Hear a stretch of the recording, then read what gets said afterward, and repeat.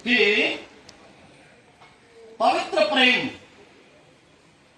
आज हमने प्रेम का मजाक बना लिया है और प्रेम को व्यभिचार बना लिया है। ये प्रेम नहीं होता। भगवान वेद में प्रेम का, पवित्र प्रेम का मंत्र हमको देते हैं। यदि प्रेम ना हो तो गाय दूध ना दे। जिससे प्रेम करती है गाय, अपने बच्चे से प्रेम करती है, उसको चाटती है। प्रेम बच्चे से कर रही है। और वारे ग्वाला, दूध तेरे लिए आ रहा है। चाट जिद्दा से रही है और स्तनों में दूध आ रहा है। ये प्रेम का वात्सल्य है। ये वात्सल्य का एक कारण है। आप उठा करके 2 डंडे मार दो, लो जी डॉक्टर साहब, गाय को दोने का समय हो रहा है, बच्चा है नहीं, 2 डंडे मार दो, दूध आ जाएगा क्या? किसके कारण आया? प्रेम के कारण। जब हमारे हृदय में प्रेम उमड़ने लगता है, उस समय तो आंखों से आंसू निकलती है और रोंगटे खड़े हो जाते हैं। यह है पवित्र प्रेम। प्रेम की परिभाषा आपने गड़बड़ ली है। यह भाषा प्रेम की नहीं है। भगवान वेद कहते हैं कि एक युवक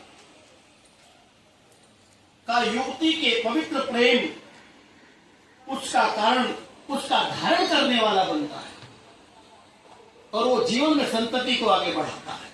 और आगे फिर क्या कहा कि वो प्रेम बनता कब है, अब क्यों नहीं बन रहा? भगवान वेद कहते हैं, सुनने की बात है, बस 2 मिनट में पूरी कर रहा हूं, कि दंतौ न कि व्याघ्रहु, आपके दंत व्याघ्र हो गए हैं।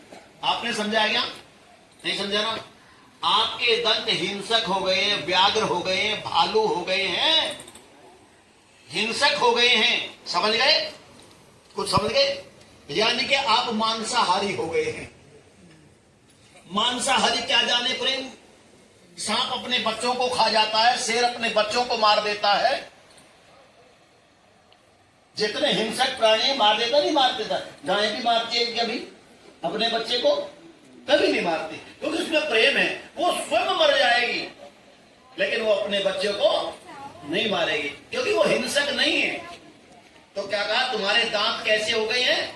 हिंसक हो गए हैं, व्याघ्र हो गए हैं। ये जो दंत पंक्ति है ना, ये असल में क्या चाहती है? मांस को खाना चाहती है। इसलिए मांस त्याज्य है। आपको मांस नहीं खाना, उड़द खाना है। क्या खाना है? उड़द। उड़द को भी मांस कहते हैं। लोगों ने अपभ्रंश कर दिया, अर्थ का अनर्थ किया। तो देखो वेद में लिखा है मांस। तो भगवान वेद यहां कहते हैं कि दंतौ न कि व्याघ्रहु, हमारे ऊपर नीचे की जो दंत पंक्तियां हैं वो मांसाहार से दूर रहे। यहां तो कोई करता नहीं होगा, कोई या कभी कभी कर लेते हैं। आपके जो साथी है ना, क्योंकि हमारे ना बड़े ऊंचे हुए छुपे रुस्तम है। अरे चलो कभी कभी तो करते हैं, कौन देखता है, डॉक्टर ने लिख दिया, जीना तो है ही। जो बची कुची हम करते हैं उसे डॉक्टर लिख देते हैं, कभी उन्हें बेचारों को पता नहीं, तो आप कर लेते हैं। फिर उदाहरण देते हैं, अरे क्या फर्क पड़ रहा, दवाई नहीं खाते का? दवाई में भी तो वाह क्या रास्ता निकाल रहे हैं भाई, अपने आप ही समझा रहे हैं अपने आप को। तो कहा कि हमारे ऊपर नीचे की जो दंत पंक्तियां हैं उनको खून लग गया। कहते हैं इसके दांत में क्या लग गया? ये क्या हो गया? आदमखोर। और आदमखोर की सजा क्या होती है? गोली। तो जो मांस खाता है वो व्यक्ति कैसा है? आदमखोर है ना। आदमखोर शेर और भालू से कोई प्यार करता है क्या? आदमखोर व्यक्ति कहे कि मैं प्यार करता हूं, प्रेम करता हूं, हो सकता है क्या ऐसे? वो स्वांग है उसका, वो ढकोसला है उसका। इसीलिए मांस से दूर रहे, कभी मांसाहार न करें। इस बात का ध्यान रखें, वे व्याघ्र न बन जाए और मांसाहार से दूर रह करके अपना कल्याण करें। नंबर 1 बात। और दूसरी बात कही कि फिर क्या करें कि तुम्हारे जो दांत है इसको व्रही यव मांस तिल, ये जो खाएं, तिल खाए। इस बार तो तिलों का तिल भी मिलाया, डायरेक्ट सीधा तिल, मांस। एक तो है सा, बड़ा सा, और एक पेट पटे वाला सा होता है जी, षटकोण वाला सा, उसको कहते हैं मांस। एक होता है मांस, तो वो तिल उसको कहते हैं उड़द। उड़द, तिल, व्रही, यव, जो खाएं। अरे भाई एक बात तो बताओ, पहले माताएं हमने भी देखी घर में ना, वो ऐसे अनाज धो करके डॉक्टर साहब ऐसे बीनती रहती थी। मैंने क्या कर रहे हो? बोले पीसना। समझ गए क्या? पुरानी बुढ़िया कोई होगी जाने कहाँ है, तो मिक्सी में वो पीसे दरड़ा मारे होन करे और खावे ने, पीसने का क्या पता। तो पीसना कर रही हूँ। पीसना में क्या कर रहे हो भाई? एक आध कंकर की उठा दी और एक आध जो आ गया भी उसे भी रास्ता दिखा दिया। गेहूं नहीं लिखा इसमें लिखा है यव जो को मिला करके खाना चाहिए। अब मिलाने लगे जब डॉक्टरों ने, आयुर्वेद के डॉक्टरों ने बताना शुरू किया। और ये वेद के अंदर 1,97,29,29,00,000 साल पहले बताया। तो क्या कहा कि हे दांतों तुम्हारा भोजन चावल। हम भी चावल नहीं खाते। एक काम कर लो, 2 अन्न को साथ नहीं खाना चाहिए। जो हमारा क्षेत्र है ना, ये आज क्या बनाया? चावल। रोटी नहीं बनाई जाती।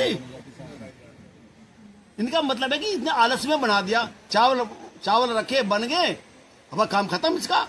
तो इसे अपनी टोंटकाई दिखानी, चावल बनाए रोटी नहीं बनाई गई तो मन खाता रोटी चावल।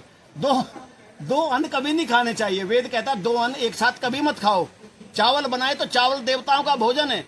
तो कहा इसमें कि चावल, जौ, उड़द व तिल हमारे दांतों का भोजन है, मांस नहीं। फिर कहा तुम्हें मांसाहार से दूर रहना है, इसी से शरीर में रस, रुधिर और रत्नों का स्थापन होगा। क्या होगा? रत्नों का स्थापन। जब समुद्र मंथन किया गया तो रत्न निकले और विष भी निकला। जब शरीर में विचारों का मंथन होता है आहार का, उस आहार से रत्न भी बनते हैं और विष भी बनता है। ये ध्यान कर लेना। ये इतना बड़ा समुद्र नहीं जिसको तुम ऐसा, ये तो समुद्र तुम्हारा शरीर ही है। इसके अंदर विचार का जब मंथन चलता है तो किसको स्थापन कर लेना? क्या कहा कि रक्ष कहले यार तेरा खून बहुत खराब है। कहते नहीं जब लड़ाई हो तो जब कितनी बार समझा रहा तेरा खून इतना खराब है तो समझता ही नहीं। तो क्योंकि रक्त से निर्माण हो रहा है, और रक्त का किससे निर्माण हो रहा है? उस खाद्य पदार्थ से निर्माण हो रहा है। इसीलिए हम मांसाहार न करें। और आगे कही दूसरी बात, तो भगवान वेद कहते हैं कि हम फिर क्या करें? मांसाहार को छोड़ करके गोदुग्ध सेवन करें। अगले मंत्र में कहा किसका सेवन करें? गोदुग्ध। गो बच्चों जिह्वा को भी कहते हैं। गो मासन भक्षेत नित्यम। तुम्हें एक बात बता रहा हूं, बच्चा बात चलेगी। गो मासन भक्षेत नित्यम पिबेत अमर वारुणी कुलीहीन। गो मासन भक्षेत नित्यम पिबेत अमर वारुणी कुलीहीन मन्ने चात्रे कुल घातका। जो नित्य प्रति गाय के मांस का भक्षण करता है वो लोग अच्छे होते हैं। कैसा लगी मेरी बात? तो बात तो ठीक है पर गड़बड़ है, सीधी सीधी बताता। गो मासम भक्षेत नित्यम पिबेत अमर वारुणी। हमें प्रतिदिन क्या पीनी चाहिए? मदिरा पीनी चाहिए प्रतिदिन। ऐसे व्यक्ति कुलीन है और जो ऐसा नहीं करते वो कुल घातक है। तो यहां स्पष्ट होता है कि ये गाय कौन है। उन्होंने कहा गाय नाम जिह्वा का है। इसमें भी अभी मंत्र गया है। गाय किसको कहते हैं? जिह्वा को। अच्छा कितनी चिकनी है जिह्वा? जिह्वा से चिकना कोई पता, मतलब घी चिकना है कि जिह्वा चिकनी है? बताओ। जीभ चिकनी है ना, कैसे पता चला? आपने खिचड़ी लचीनी नहीं, खिचड़ी खाई, खिचड़ी घी डाल करके जब खिचड़ी खाते ना थाली में, और जब आखिरी में वो ऐसे ऐसे हाथ से भी चाट, पहले तो चम्मच चलती है और फिर उंगली से चाटते हैं, बड़ा मजा आता है। और उसके बाद वो चिकनाई नहीं हटती, फिर ऐसे उठा करके थाली, हमने गुरुकुल में बहुत काम किया ये, उठा करके बस जहां को जी फिर गई बिल्कुल साफ, पाउडर भी साफ नहीं कर सकता। इतनी चिकनी है ये जिह्वा। चिकनाई को खत्म करते हैं, इसके ऊपर चिकनाई नहीं रुकती नहीं चिकनाई। कितना घी आप यहाँ घी डालो, साबुन से उतारना पड़ेगा और जिह्वा पर रख दो, खत्म। बोले मेरी चिकनाई पर दूसरे की चिकनाई चढ़ जाए, नहीं चढ़ती। तो इसीलिए भगवान वेद कहते हैं कि गोदुग्ध का सेवन कर, रसना के माध्यम से, जिह्वा के माध्यम से उस दूध को खा, पी मत। स्नान करा गो मासम भक्षेत नित्यम, ये हमारी जो जिव्या है ये गऊ है, इसका प्रतिदिन भक्षण करे। एक मुद्रा होती है बच्चे खेचरी, खेचरी समझ तो खामने आकाश, खम ब्रह्म आकाश और चरिमाने विचरण करना। जिसकी दिव्या लंबी होकर के कपाल ऊर में चढ़ करके अमृत पान करती है, वो गोमांस का भक्षण करता है। ये तो अलंकारिक वर्णन है। तो गो किसको कहा? जिव्या को। जब व्यक्ति साधना में जाता है तो आपका ना एक वो होता है कपाल, छोटी जीभ होती है ना ऊपर, कपाल कुहूर, गुफा, गुहा जिसको कहते हैं, जिसकी लंबी जीभ होती है वो ऊपर चढ़ा देता है, और जिसकी छोटी है तो दोहन तानन करके उसको लंबी करते हैं। उसको चौबठ चूर्ण से काटते हैं। कागे भी ये जो होता है, ये होता है ना, ये जीभ के नीचे वाला क्या होता है? तांतवा। इसको काट करके जीभ को मांडुकी, सर्प जिभ्या, गो जिभ्या, तीन चार प्रकार की जिभ्या होती है। जिनकी सर्प जिभ्या है वो ऊपर चढ़ जाती है, वो अमृत का पान करता है, और जिनकी मांडुकी है वो तो ट्र वही करता रहता है, कुछ जाती ही नहीं।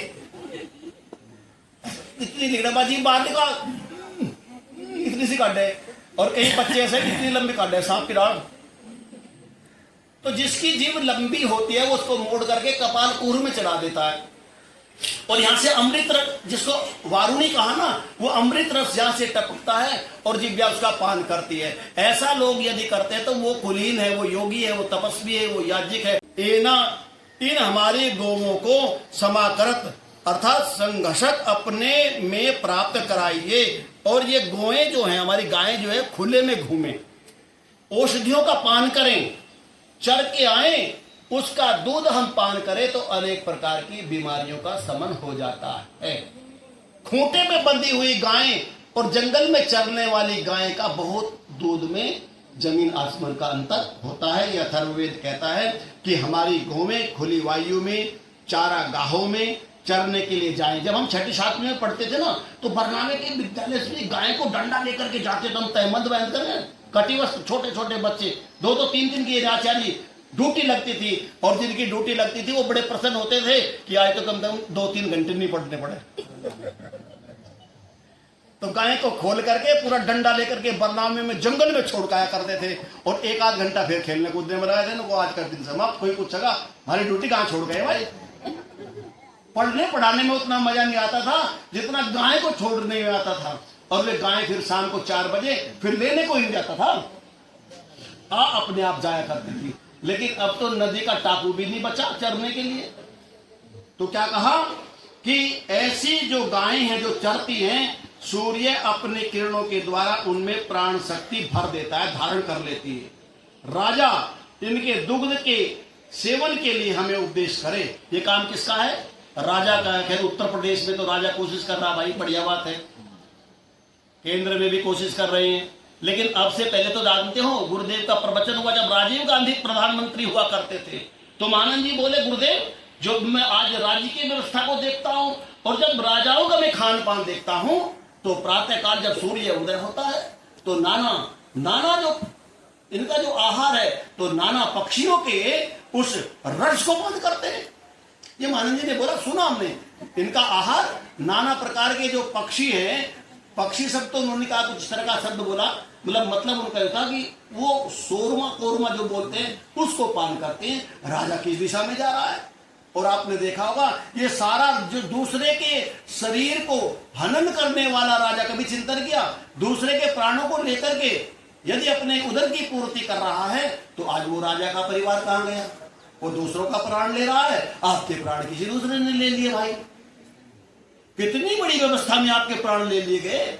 आप उसको त्याग कह दीजिए, आप उसको न्योछावर कह दीजिए, आप उसको बलिदान कह दीजिए, लेकिन यदि शुरू में जाकर पीछे हम देखेंगे, ये तो तेरे कर्मों का किया हुआ फल था। फिर आगे कहा कि इनके दुग्ध के सेवन के लिए हमें उपदेश दे। और रुद्र कहते हैं पशु चिकित्सक को, यहां चिकित्सक है, और डॉक्टर को भी रुद्र कहते हैं। डॉक्टर को क्या कहते हैं? जब इंजेक्शन लगावे दर्द तो नहीं होगा, हो जाएगा। जब ऑपरेशन करने के लिए जा, भाई वो सुबह तुम्हारा कुछ सिस्टम तुम्हारा होता होगा, वो चाहे दर्द ना हो, लेकिन उस टाइम वो दिखे, हे भगवान डॉक्टर सबसे बढ़िया ठीक ठाक कर दे। भगवान भी माने, डॉक्टर को भगवान मानता है, इसलिए तुम भगवान बनो, पर तुम बनते नहीं। अब तो जब पढ़ाया जाए ना डॉक्टरों को, लोग कहे मरीज को डराओ, जब पढ़ाते हैं ना बच्चों को, तो आकर के बीच बीच में उनको बड़ी बहुत चालाक हो गया, नेट पर देखता है, इसीलिए तो डराओ। अरे भाई 5 मिनट पहले ना तो मर गया होता था, बहुत ठीक कर आ गया, जाते हॉस्पिटल में ये कहते हैं भाई। तो डॉक्टर को रोता कहा, रुलाने वाला कहा पशु चिकित्सक इनके रोगों को दूर करने वाला हो, क्योंकि प्रकरण गाय का है, जब मनुष्य का होगा तो मनुष्य चिकित्सक का प्रकरण आएगा। और फिर आगे कहा हमारी गौवें जो है वो बछड़ों के कानों में गृहस्थ दंपति गोपालों द्वारा ताम शस्त्र से चिन्ह कराएं, कर्ण वेद कराएं। पहले होती थी, अभी भी आपने कराई हो कई लोगों का। जौ की रोटी खाई कभी? हाँ, जौ मिलाया करो, गुर्दे के लिए भी बढ़िया होते हैं। जो हमें सबसे पहले करना चाहिए ना वो बाद में करें, फिर प्राकृतिक चिकित्सा में जाकर के वो ये सब चीज तो खिलाते हैं। अब तुम्हारी बात बने तो बने, डॉक्टर की तो बन गई, तुम्हारी बने ना बने। हमें तो आयुर्वेद ने पहले ही पहले ही बता दिया। तो इसमें क्या कहा कि हमारे क्षेत्रों में हम जो कृषक है क्या करें, क्षेत्रों में जौ को खूब बोएं, जौ की खूब उत्पत्ति करें।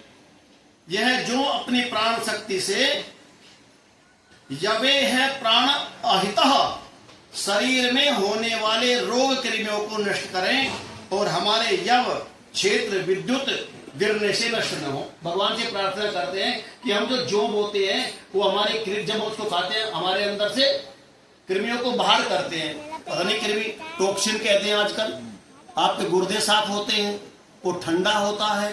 तो इसलिए जो हम जरूर खाएं, अपने भोजन में अपने आटे में भी शामिल कर लो।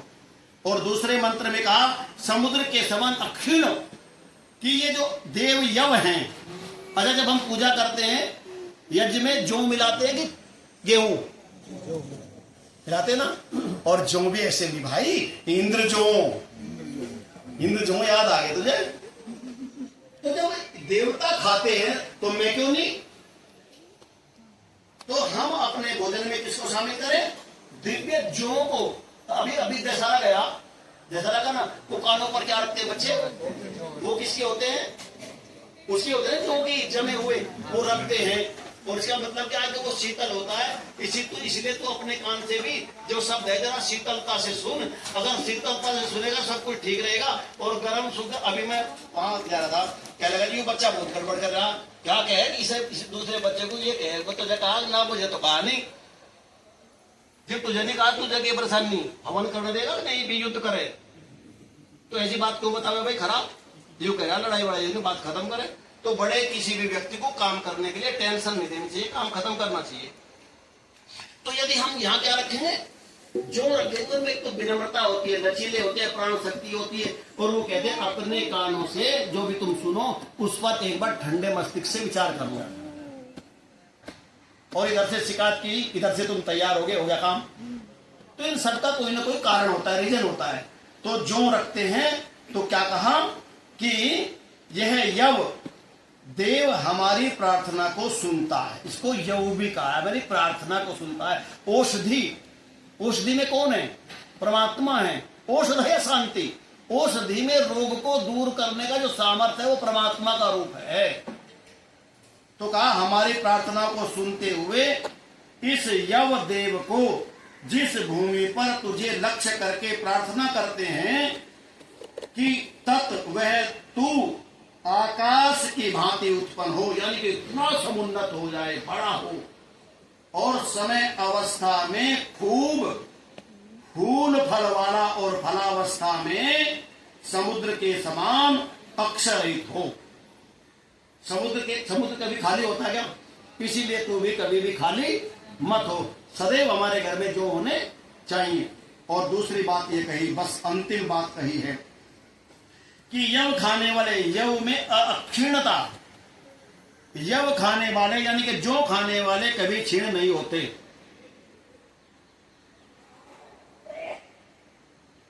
अतः राष्ट्र में यव के उत्पादन पर बल दिया जाए, राष्ट्र के अंदर ज्यादा से ज्यादा जो होने चाहिए, ये अथर्ववेद का आखिरी मंत्र कहता है। देखिए कितनी बड़ी बात की, राष्ट्र की बात भी कह दी। राष्ट्रम यवः इस वाक्य से यह स्पष्ट है कि यव का राष्ट्रोन्नति से विशेष संबंध है। सेनान्यम वह एतः औषधीनाम यद यवा, ऐतरेय उपनिषद कहता है, अर्थात यव को औषधियों का मुखिया माना गया है। यव को औषधियों का मुखिया माना गया है। जब हम छोटे छोटे थे, गुरु जी के साथ जाते थे, यजमान से पूछते, अरे जो मिलाए नहीं मिलाए? देखो जी, जो तुमको और क्या कह रहा, मैं सुना नहीं, जो ही तो कह रहा, लाया नहीं देखता, सर जो मंगवा। तो वो जरूर पूछते थे, जो मंगवा, हालांकि तिल पूछे ना पूछे, लेकिन जो को जरूर पूछते थे। शक्कर, जो, चावल खूब मिलवाते थे। तो इसीलिए ये जो है, ये औषधियों का क्या है? मुखिया। अब तेरा जी मुखिया बनने को करेगा नहीं करता, तुम बता? मेरा भी करे, बढ़ाते नहीं लोग, सबका जी करे मुखिया बनने को। मुखिया मतलब मुख्य। तेरी बात पूछे, तेरी बात माने, भाई बढ़ाई को मिठाई को तो सबका जी करे, पता करता नहीं का। तो मेरा हम जो को अपने जीवन में शामिल कर ले, तो जो है औषधि है, ये सब दवाइयों की, सब औषधियों की क्या है? मुखिया है। तो मुखिया को अपने जीवन में मुख्य बना करके रखो, और जब मौका लगे तो खूब खाओ। सत्तू किसका बनता है जी? सत्तू जौ का, चने पने तो कल आए। असली सत्तू तो जौ का होता, जो हरिश्चंद्र ने पिया था। देखो मैं जाने मंच को नमन करते हुए इस देव सदन में उपस्थित सभी याज्ञिक तपस्वी लोगों को नमन करते हुए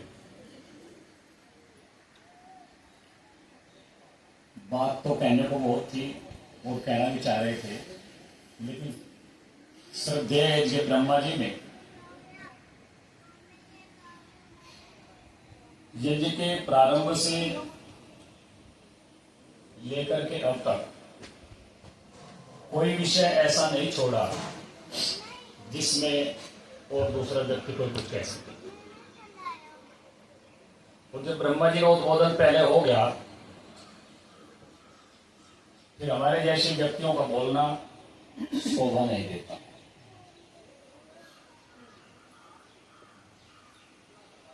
हंस की सभा में जिस प्रकार बुगला सुशोभित नहीं होता, वो स्थिति हमारी होगी यदि हम कुछ करेंगे।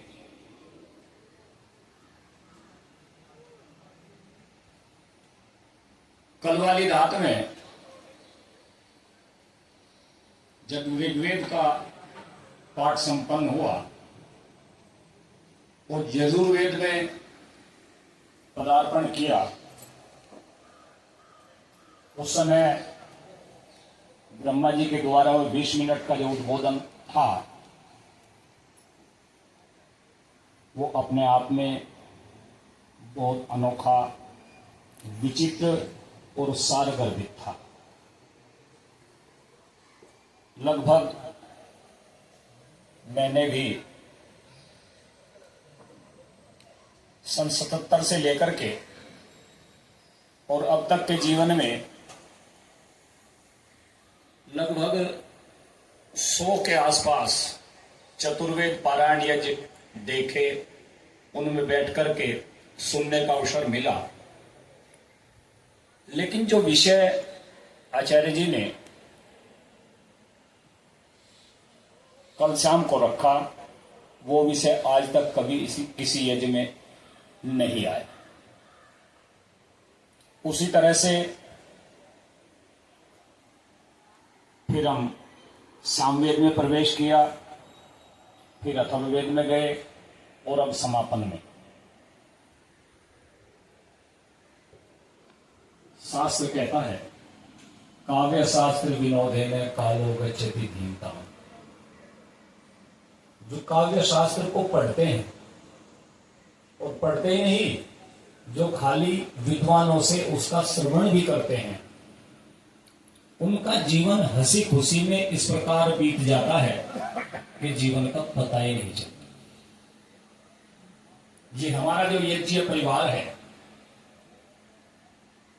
जिस रेलगाड़ी में हम सब चढ़े हैं और जिसके आज वर्तमान में श्रद्धेय ब्रह्मा जी अरविंद कुमार योगाचार्य जी जिसके इंजन हैं, हम सब उसके डब्बे हैं, कोई पहिया है, कोई कुछ है, कोई कुछ है।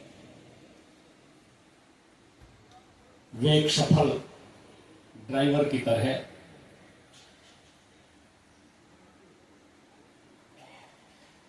अपने इंजन को वे आगे बढ़ाते रहे, हम न रुके।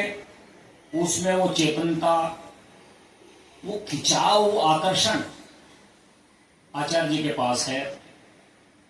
जो एक बार मिल लेता है, जो एक बार इनकी बात सुन लेता है, जो एक बार इनसे यज्ञ करा लेता है, वो फिर इन्हीं के पीछे रहता है, इन्हीं को होकर के रह जाता है। तो हम तो पूरी तरह से बचपन से ही किए हैं, हम तो साथ पढ़े हैं, कक्षा 6 से आज तक, तो हम तो रात दिन साथ ही रहते हैं। हमने तो कभी महसूस नहीं किया कि हम अलग रहते हैं। लेकिन आचार्य जी ने कही 5 साल पहले हमारा और आचार्य जी का एक बॉन्ड भरा गया था, और बॉन्ड में यही था कि जैसे ही सेवानिवृत्त होंगे तो इनके साथ, इनकी स्टेपनी की तरह इनके साथ अलग करके इनके कार्य को करेंगे, जैसा ये कहेंगे उतना करेंगे। अभी इन्होंने एक नया मिशन श्रद्धेय ब्रह्मा जी ने चलाया है।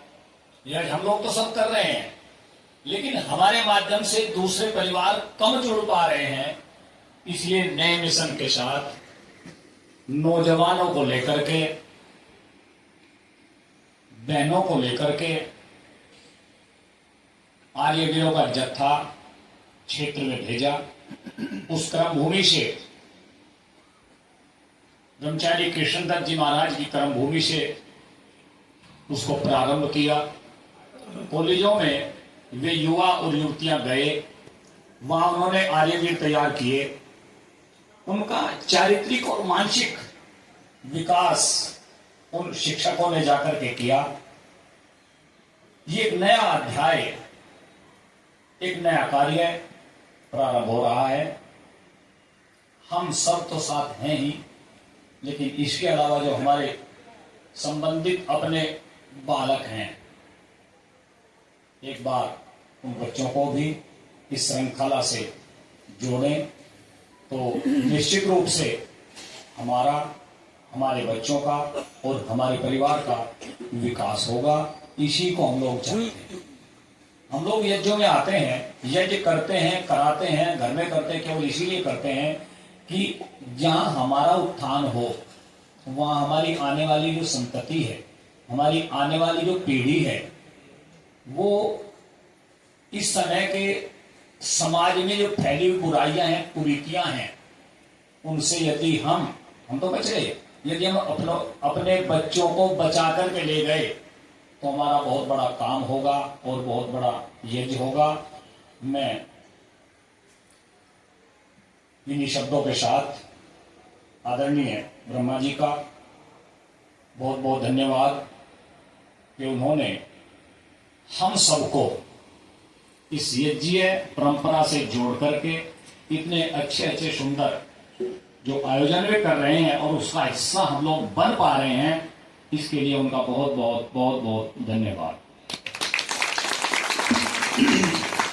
धन्यवाद पूज्यवर। अब समय बढ़ता चला जा रहा है।